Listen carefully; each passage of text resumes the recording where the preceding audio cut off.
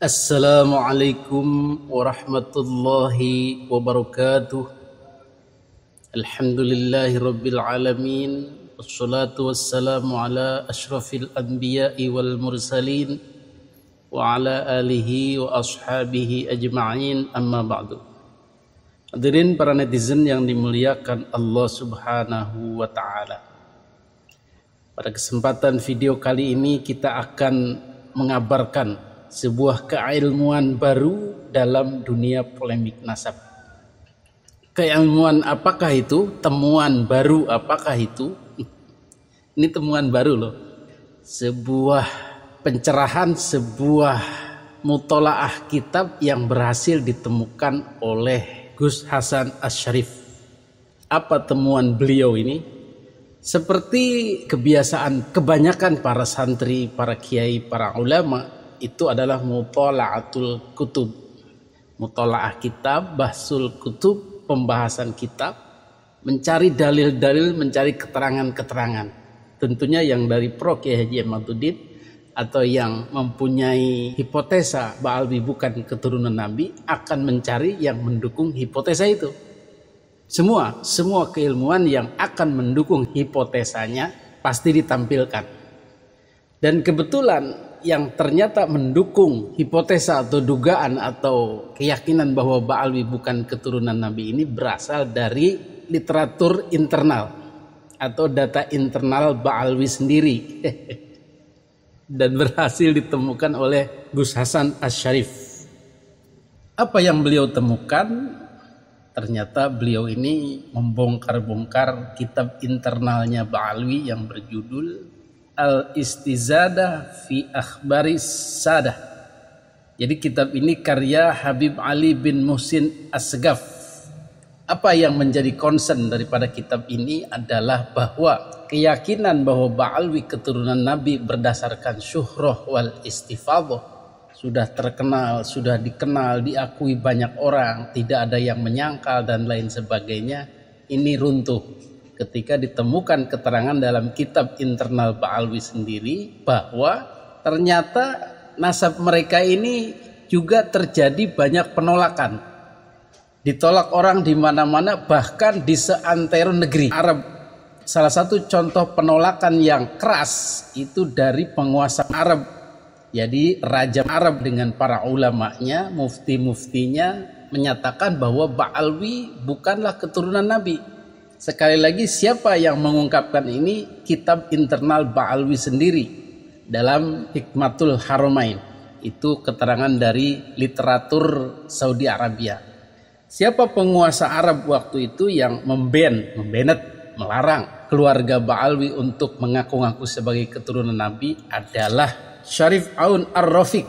Jadi raja atau penguasa Arab Saudi sebelum diambil alih oleh keluarga As-Su'ud. Jadi keluarga As-Su'ud ini setelah berkuasa namanya diganti menjadi Arab Su'ud atau Arab Saudi, Saudi Arabia. Jadi nama Arab itu dirubah menjadi nama keluarga sampai sekarang. Tetapi sebelum keluarga As-Su'ud berkuasa adalah Syarif Aun Ar-Rafiq. Apa concern beliau terhadap nasab Rasulullah Shallallahu Alaihi Wasallam? Jadi menurut beliau yang berhak semua keturunan Nabi itu memakai gelar Asy-Syarif As-Sayyid. Jadi selain keturunan Nabi tidak boleh memakai gelar Asy-Syarif As-Sayyid. Itu peraturan, patennya. Jadi ketika itu ada Ba'alwi coba-coba menggunakan Syarif dan Sayyid untuk mengaku-ngaku sebagai keturunan Nabi. Dan ternyata ini diketahui oleh sang raja, maka orang-orang Ba'alwi itu dihukum. Tidak boleh menggunakan gelar Syarif dan Sayyid karena sudah disensus, sudah diteliti, sudah ditelusuri bukanlah keturunan Nabi Muhammad Sallallahu Alaihi Wasallam. Di abad ke-13 itu ada Syarif Aun Ar-Rafiq yang menolak nasab mereka. Bahkan melarang mereka menggunakan gelar Sayyid maupun Syarif, baik secara catatan sipil resmi maupun dalam pergaulan, dan melarang semua masyarakat untuk memanggil mereka dengan gelar Sayyid dan Syarif. Kalau melanggar akan dihukum berat dan dipenjarakan seumur hidup. Itu abad ke-13. Abad ke-13. Di Mekah. Oh, di Mekah. Oke. Ya, dan itu tertulis di dalam kitab mereka sendiri. Namanya Al-Istizadah fi Akhbaris Sadah, karya daripada Habib Ali bin Muhsin As-Segaf. Oke. Berarti kan sejarawan mereka sendiri. Iya, iya, iya. Dan dia itu mengutip dari kitab Mir'atul Haramain. Gitu loh. Artinya di sini berdasarkan pengakuan internal mereka, nasab Ba'alawi gagal syuhra istifadah karena banyaknya penolakan-penolakan. Oke. Gitu. Iya, ya. Itu ya menurut Anda dekonstruksinya ya. Ya. Konstruksi berpikirnya di situ. Ya. Syuhra wal istifadah, nasab Ba'alawi bersandarkan kepada syuhra wal istifadah itu batal dari kajian Iya. Anda. Syarat-syarat. Bukan kajian saya, memang di kitabnya. Oke, di kitabnya. Oke. Di semua kitab nasab, syarat syuhra istifadah itu kaedah penetapan nasab syuhra istifadah itu ada syaratnya. Ini baru di kitab Rosail. Oke. Ya. Kalau kita lihat di kitab lain Al-Muqibun misalkan, asy-syuhratu wal istifadatu bisyadah. Syuhra dikenal, wal istifadatu terkenal, bisyadah dengan gelar sayyid. Ya, ya. Bihaits bi ayyakuna aba'uhu wa ajdaduhu ma'rufina masyhurina bisyadah. Dengan adanya bapak mereka, kakek mereka dikenal dan terkenal dengan gelar sayyid. Bihaitsu ya'rifunahum, dengan sekiranya semua masyarakat itu ya mengenal mereka bisyadati dengan gelar sayyid fi jami'il ajyal. Oke. Dari masa ke masa. Iya, iya, iya. Nah, kita lihat ternyata awal pengakuan nasab Ba'alawi ini bersambung kepada Rasulullah melalui jalur Ahmad bin Isa itu kan diawali pada abad ke-9 oleh Ali As-Sakron. Iya, iya, iya. Yang ditulis dalam kitabnya Al-Burqa Al-Musiqah. Iya. Dan kita lihat kitab itu, pengarangnya kan Ali bin Abu Bakar As-Sakron. Pakai gelar sayyid nggak? Enggak. Enggak. Syekh Ali bin Abu Bakar bin Syekh Abdurrahman, semuanya Syekh berarti. Iya, ini kan sudah gagal ini surah istifadahnya. Oh, iya, iya, iya. Surah istifadah itu harus dikenal turun temurun dengan gelar sayyid, bukan yang lain. Gitu. Ya, menarik gitu ya. Inilah ceritanya syuhrah wal istifadah yang digaung-gaungkan Ba'alwi itu ternyata gagal, ternyata ambiar, tidak mulus. Mereka diakui orang itu tidak mulus, semua mengakui, bahkan seantero negeri Mekah dengan rajanya, dengan muftinya tidak mengaku. Sehingga praktis setelah itu tidak ada Ba'alwi yang mengaku sebagai sayyid dan syarif. Sebagai gantinya mereka tak kalah cerdik menggunakan istilah Habib. Dan Habib ini ternyata tenarnya adalah di Indonesia. Mungkin eksklusif di Indonesia cucu Nabi gelarnya Habib. Karena di luar Indonesia bakal dikejar-kejar, bakal dilarang, bahkan bakal dihukum keras menurut Gus Hasan Asy-Syarif. Hukumannya apa? Bisa dihukum penjara sampai mati, hukum mati. Sehingga mereka lari ke Indonesia dan mengaku-ngaku keturunan Nabi, tetapi masih ketakutan tidak memakai gelar syarif dan sayyid. Sebagai gantinya mereka menggunakan gelar Habib. Dan informasi ini juga diterima oleh kiai-kiai Nusantara. Ulama-ulama Nusantara juga pada awalnya berpegangan bahwa keturunan Nabi Muhammad SAW itulah mereka yang gelar Sayyid Syarif. Titik. Salah satu diantaranya adalah Kiai Haji Hashim Asy'ari, Mbah Hashim, yang kemudian membahasnya dan memaklumkannya kepada muslimin warga Nahdiyin. Pemandangan Al-Alamah Kiai Haji Muhammad Hashim Asy'ari, presiden dari Perkumpulan Nahdlatul Ulama di Surabaya, yang dimufakati oleh 24 ulama-ulama yang ternama yang akan tersebut nama-namanya tentang titel Sayyid, demikian tersebut dalam suratnya. Adapun kalimah Sayyid dan kalimah Syarif dan kalimah Syarifah itu semua khusus titel bagi turunan Sayyidina Hasan dan Husain saja. Sudah ada 25 ulama yang ternama yang menetapkan bahwa kalimah Sayyid dan Syarif dan Syarifah itu khusus bagi titel anak cucu Rasulullah Shallallahu Alaihi Wasallam saja. Tetapi kenapa ada kemudian gelar Habib mengaku-ngaku keturunan Nabi? Nah, ini ada sejarahnya dengan kedatangan Belanda. Jadi gelar Habib inilah sebagai keturunan Nabi dan harus diakui oleh umat Islam Indonesia. Muslimin Nusantara, pribumi Nusantara dalam tanda kutip terpaksa harus menyebutkan gelar Habib dan mengakui sebagai keturunan Nabi. Sekali lagi, gelar Habib ini eksklusif, merek terdaftar hanya di Indonesia saja.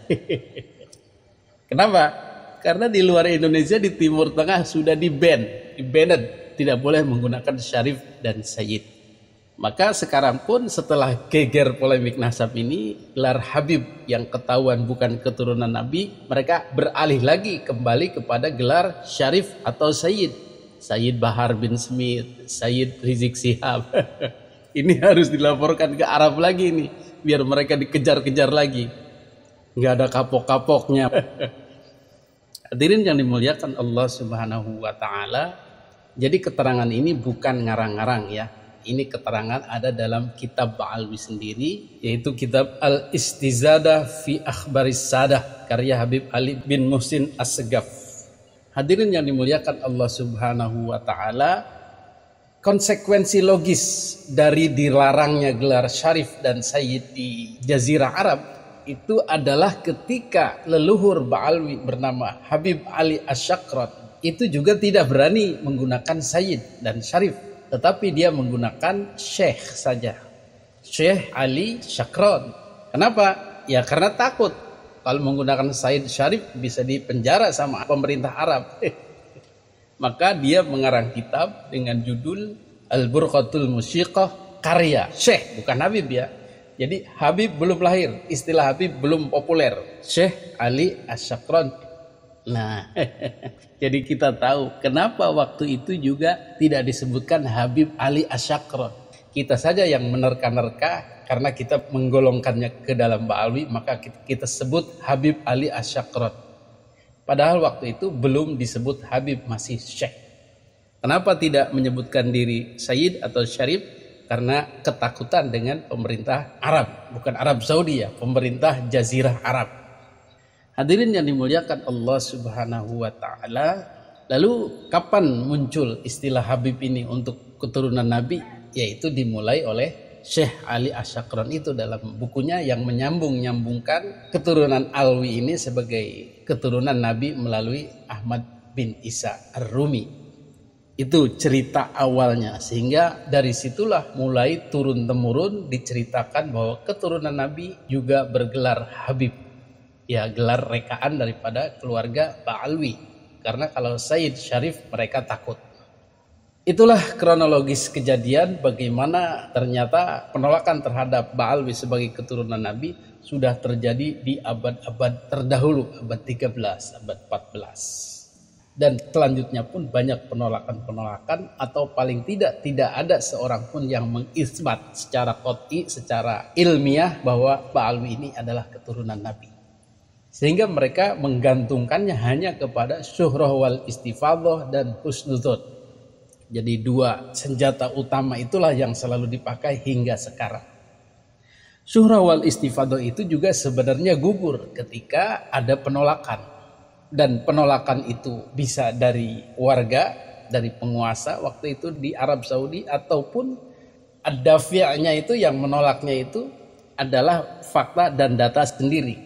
Di samping penolakan oleh penguasa dan mufti-muftinya, juga fakta dan datanya menolak ketersambungan nasab Ba'alwi kepada Kangjeng Nabi Muhammad SAW, yaitu ketika tidak ada riwayat sahih yang menyambungkan Ubaidillah sebagai anaknya Ahmad bin Isa. Kitab-kitab nasab dimanapun. Itulah gugurnya syuhrah wal istifadhah. Kemudian bagaimana gugurnya husnudzon? Satu senjata lagi. Husnudzon itu adalah keyakinan, kepercayaan tanpa bukti.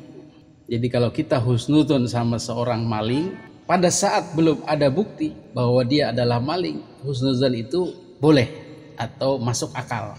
Karena sama-sama blank. Ya, kita mau husnudzon aja. Dia orang baik, dia bukan maling. Kenapa kita harus buruk sangka? Tetapi ketika ada data yang meyakinkan bahwa dia itu maling dengan bukti-buktinya yang ada, dan atau dia tidak bisa membuktikan bahwa dia tidak maling, maka husnudzon kita harus batal, harus ditarik, harus kembali kepada data yang sebenarnya bahwa dia itu memang maling. Begitu kira-kira pengambilan logikanya, pengambilan kesimpulannya. Hadirin yang dimuliakan Allah Subhanahu wa taala. Tetapi orang-orang sekarang memang bebal. Walaupun sudah ada bukti, walaupun sudah ada keterangan, tetap husnuzonnya dipakai. Bahkan mengikuti ulama-ulama lama. Padahal ulama-ulama lama waktu itu ya belum ada kajian filologi, belum ada kajian DNA, belum ada menemukan kitab nasab terbaru, manuskrip terbaru karena sudah meninggal. Tetapi sekarang dengan bukti-bukti baru, maka ulama-ulama tersebut tidak boleh diikuti karena kabar yang datangnya pun belum ada. Belum ada ilmu-ilmu baru yang ditemukan. Bukan karena mereka bodoh, tetapi karena keilmuannya datang setelah mereka meninggal. Begitulah kira-kira. Jadi dua andalan utama syuhra wal istifadhah dan husnudzon ini juga gugur, tidak bisa dipakai lagi. Lalu bagaimana kita harus terus-menerus mempercayai Ba'alwi sebagai keturunan Nabi? Senjata terakhirnya syuhra wal istifadhah dan husnudzon itu juga tidak bisa dipakai, alias melempem, alias melehoy. Ya sudah, pasrah. Jadi kebenaran yang tampil, kebatilan yang tertolak. Karena apa? Karena tidak bisa lagi membela, mau dibela dari segi mana. Itulah kalau kebenaran sudah menunjukkan dirinya, maka kebatilan tidak bisa lagi melawannya. Qul ja'al haqq wa zaqal batil. Ya terpaksa harus runtuh karena sifat alaminya yang tidak bisa dipertahankan itu. Hadanallahu wa iyyakum ajmain. Wassalamualaikum warahmatullahi wabarakatuh.